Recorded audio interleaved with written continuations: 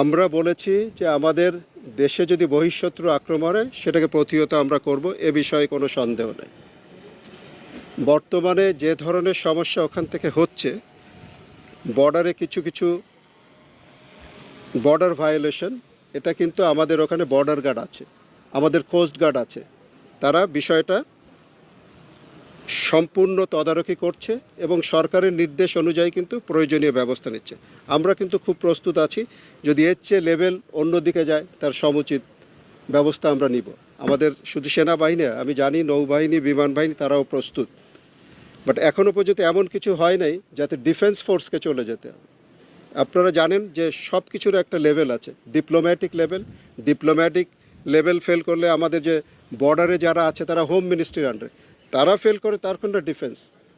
এই ধরনের কর্মকাণ্ডের জন্য ডিফেন্স আগে চলে গেলে তো তাহলে আমাদের মানে মনে হবে যে আমরা যুদ্ধ করতে যাচ্ছি।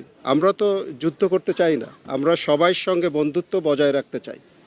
বাট কেউ যদি যুদ্ধ চাপাই দিতে চায় বা কোনো কারণে যদি আমাদের সার্বভৌমত্ব ক্ষুণ্ণ হয়, তাহলে তো আমরা ছেড়ে দেব না।